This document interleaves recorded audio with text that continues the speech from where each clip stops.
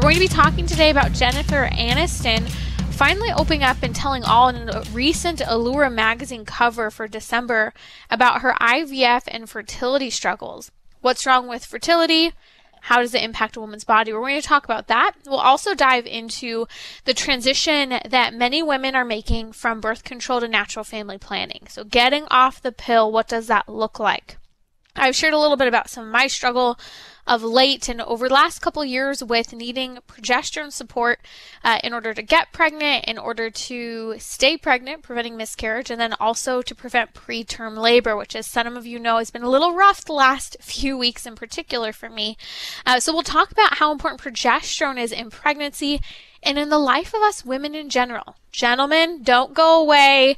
These are important topics for you to hear as well. I can't tell you how many men have said, you know what, we've been struggling with fertility. This was the first scientific, medically based piece of information I ever heard to help my wife and I have a child or help address, these serious health issues such as polycystic ovarian syndrome and endometriosis that was really impacting the day-to-day. I remember I was maybe a couple months into marriage and I have a lot of food allergies, and I finally said, I'm not pregnant. I really want to eat this one food. And so I had I don't remember if it was dairy or what it was exactly, dairy and something else that I was allergic to. I said, I just want to do it this once. It totally threw my body out of whack and it triggered my polycystic ovarian syndrome. And I remember just sitting on the couch one day looking at my husband going, I don't feel like myself. Something's up. And that's when, after years of knowing about NaPro doctors, NaPro physicians helping with fertility and infertility, I found myself there within a couple months finding out about some of my fertility struggles that were occurring and needed to be addressed. So Dr. Susan Caldwell can be found. Her website is amazing with lots of resources for women's health beyond birth control. Check her out at drsusancaldwell.com. I'll post a link on social media. Dr. Caldwell, welcome back to Trending. Hi, Timmerie. I'm so happy to be here. Let's talk a little bit about actress Jennifer Aniston's story. I am sure you have followed her over the years, from Friends to being married to Brad Pitt and the scandal with, everything from, I remember Mr. and Mrs. Smith and Angelina Jolie. And it's been interesting following Jennifer over the years. She's someone who always seems to make it back onto the cover of a magazine. People are always talking about who's in her love life and whether or not that's a baby bump that she has. Now, it's been interesting the last couple of months in particular, but it's been a theme over the years. Jennifer Aniston has always been rather defensive about the fertility topic. Now, she finds herself about 52 or 53 now, and she, in a recent Allure magazine cover for December, ended up giving a tell-all sort of with the topic of fertility, and finally shared that she actually went ahead with walking through an IVF fertility journey, and that she's just been sick of hearing people talk about, does Jen have a bump? Or the narrative that she's so selfish and she was a career woman and that the reason Brad Pitt left her was because she couldn't have children. And so she's finally speaking, and I think there's so much to discuss in her story. I'd like to hear your thoughts as a medical professional, but also someone who's been through this as well.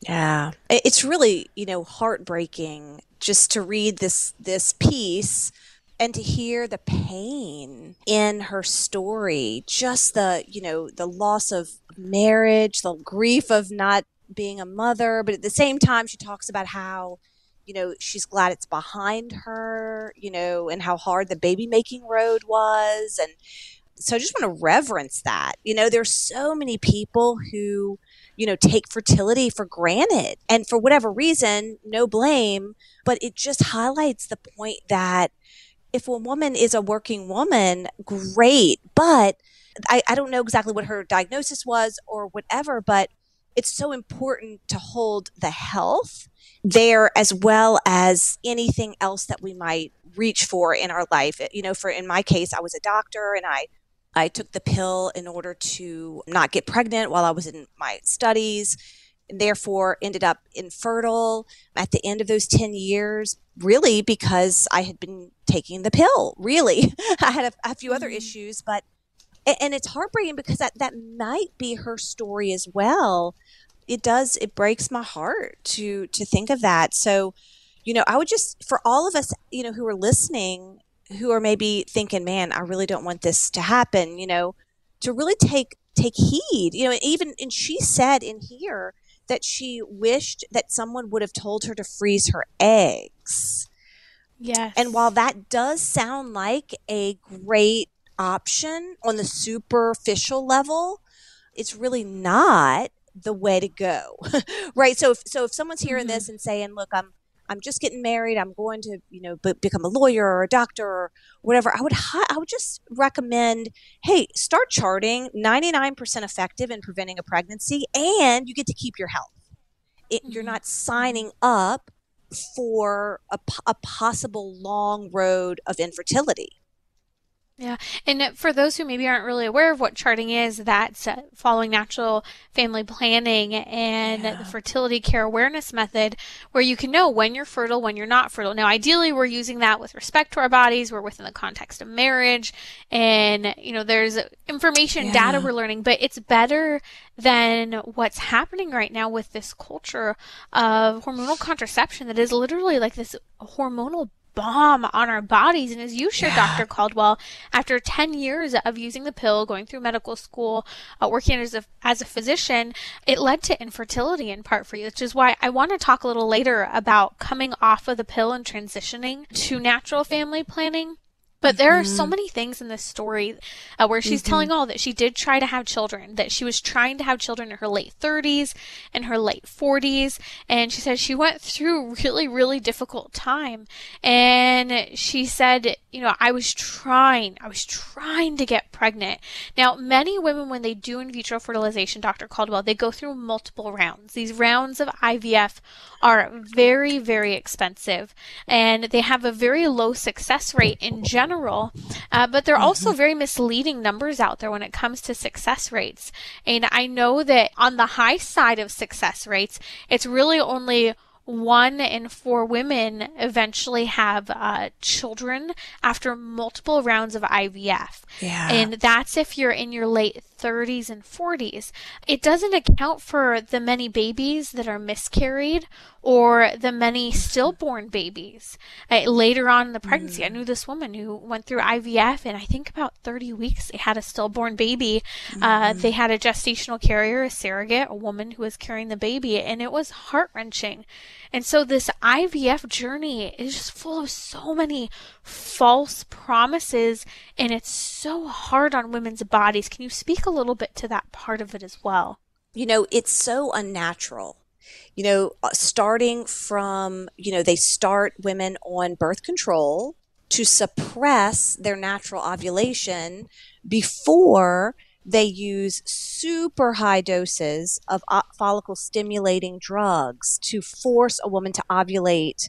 Instead of one follicle, which might be natural, she might have 20 plus follicles that are all active at one time.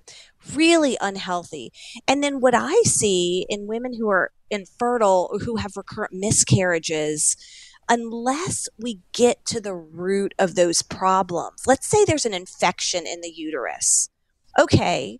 And that's causing, recurrent miscarriages.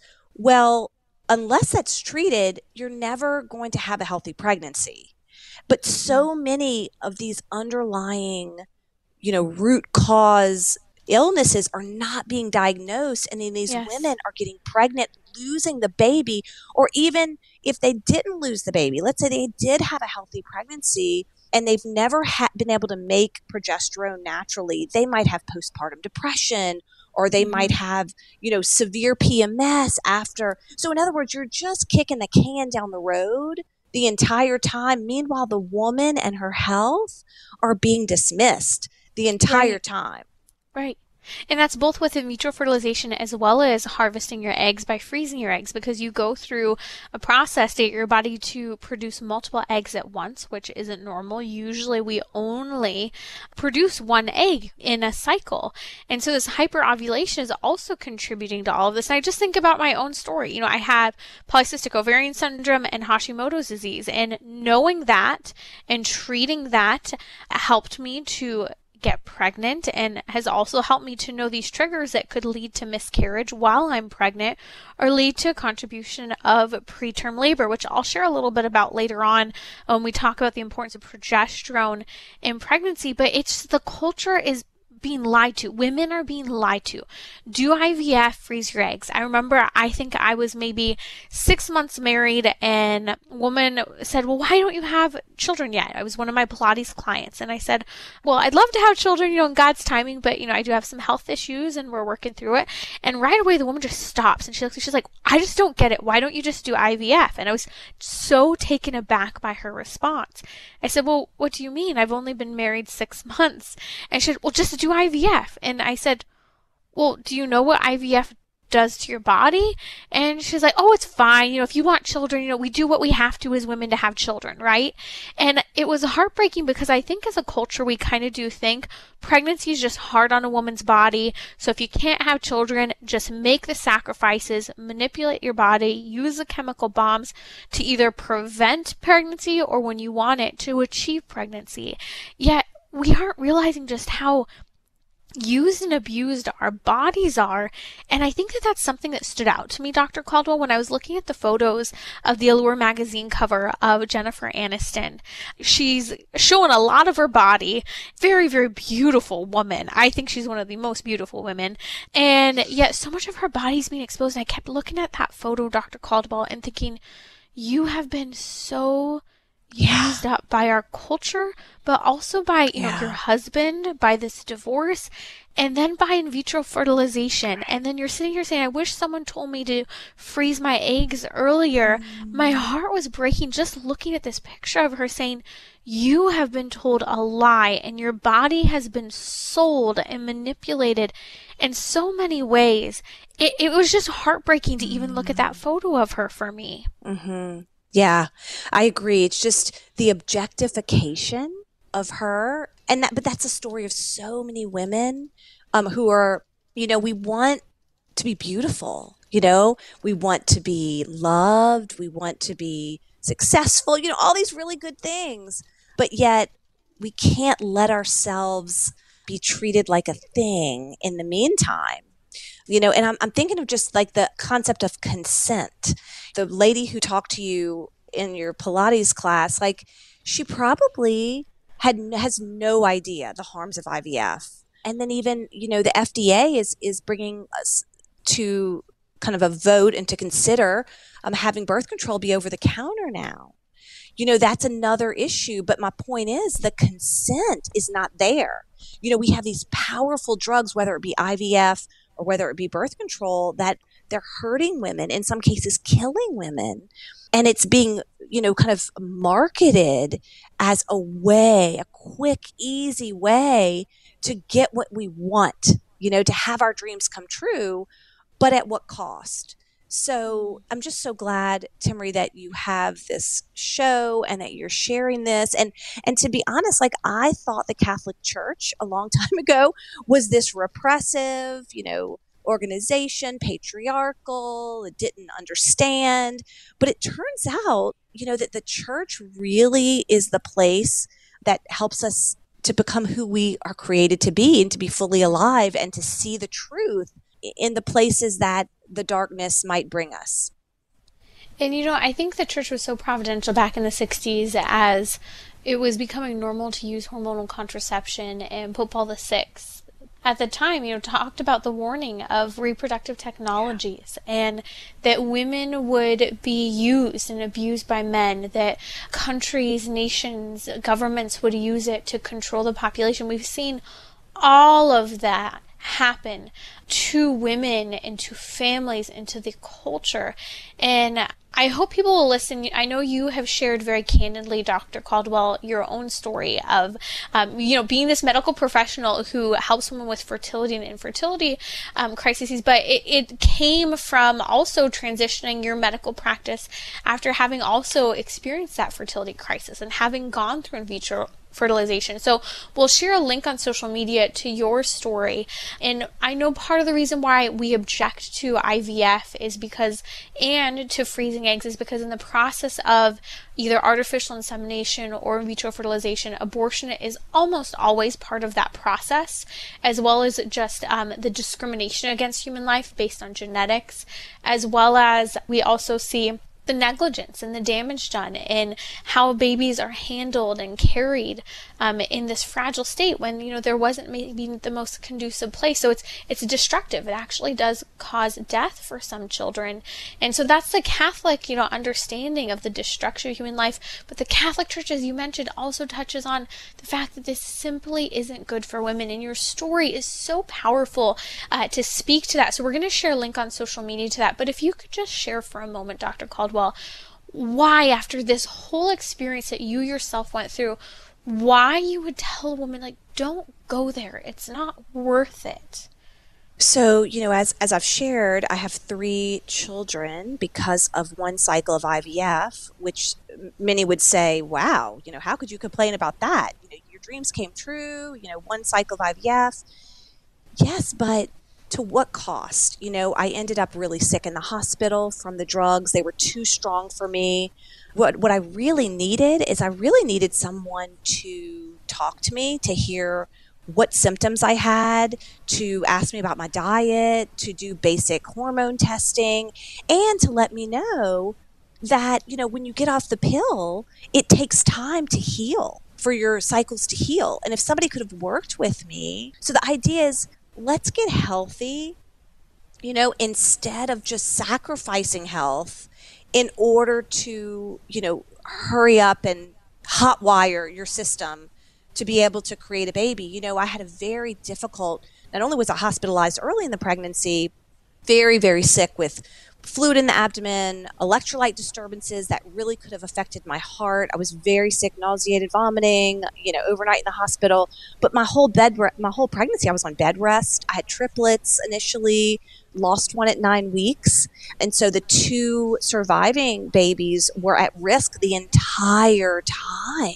The entire time, their lives were in the balance. And so the stress of that in my system, and I know that you're aware of this, when a mother is under stress, the baby feels that. The baby hormonally understands. And so I was scared the whole time. And so none of it was really good. I mean, by the grace of God, they're here, they're beautiful, but it could have been done in such a more gentle, affirming way. And in my case, I have, at least 10, maybe 15 embryos that were lost in the process. So it was an abortive process. And so it didn't have to happen that way.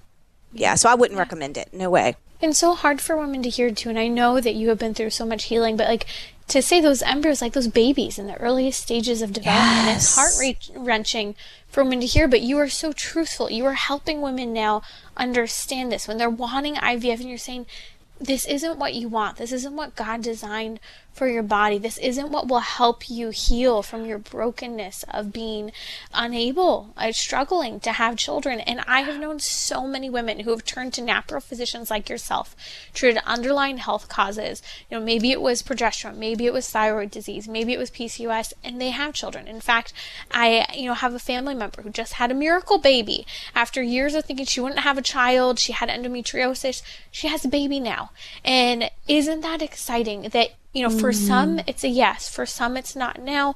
And for some, it's, this isn't the time. Maybe God has a different plan in store. And it's so hard to make peace with that. But through the entire process, we want to make sure that women are healthy and whole. That they don't have to look back and say, I lost a child because of this choice I made and how to try to conceive. Or because I, quote unquote, selectively eliminated a baby when too many babies were implanted. Or that I lost my health for the rest of my life or my mental state. Because many women really struggle mentally to recover from in vitro fertilization, whether they have children or not. Dr. Caldwell, I want to talk about transitioning from birth control to natural family planning. I see so many women, as you mentioned in your own story, 10 years of birth control use, and suddenly you couldn't have children. in helping women to understand this transition from one way of thinking into another and a different way of treating her own body. Yes, exactly. The mindset is huge. I cannot overemphasize the difference between a contraceptive mindset and one that appreciates fertility. So I really thought naively that when I stopped the pill, that I would get pregnant within 2 months, because my whole married life to that point, I had been afraid of getting pregnant. Pregnancy was a fear. Pregnancy was a threat to my well-being the entire time. And so all of a sudden, my mindset was going to switch to, oh, now I want to get pregnant. So it was very strange to be in that space intellectually, but then to put that pressure on my body as if there was a switch that could just be flipped. When I stopped using birth control and we started to try to get pregnant in the first few months, there were no signs of fertility on the fertility awareness method that I was using. And I was really upset about that. I was mad at my body. I had nobody to tell me how to be patient and how to gently look for the signs that my ovaries were waking up, that my brain was speaking to my ovaries, that everything was working as it should. Isn't that so challenging? You're probably in the middle of it going, well, why? Why? And I think that's the question many people have. Like, okay, shouldn't my body go back to normal now? So the question is that, do you need to detox from birth control? What do you need to do to make that transition when you're ready to have children or want to start practicing natural family planning, so that one day, maybe when you get married, you can, God willing, be able to conceive a child? Yeah. I would say it's always a good time to get off of birth control, right? It's always a good time, because for some women, birth control can be especially toxic and very difficult to detox from. Some women do get pregnant the first month that they're off birth control. So every woman is different. But, I do recommend, as soon as the woman has, and hopefully her husband, have learned about fertility awareness, have convinced themselves of the mindset of this is a good thing, and have some resources. So Natural Womanhood has a great kind of resource for getting off the pill. I've linked that in my Instagram bio. And also the Hormone Genius podcast is a great place to go. And these are ways to just learn about how to care for the body. I appreciate that you mentioned these resources, because they're basic means for us to understand as women how to go through that transition, to understand, things that are happening, to even understand the difficulty of everything from the acne, the change in libido, to the depression, the insomnia, the hair loss, the weight gain, the bloating, all of it, so that not only are we hopefully one day able to have a child, but also we're treating our body, and our body's approach to life is allowing us to be more whole and healthy. So if you have a question for Dr. Caldwell, 1-888-914-9149. If you supported us here during our pledge drive, we met our need, but it's not too late to donate. You can donate now at relevantradio.com.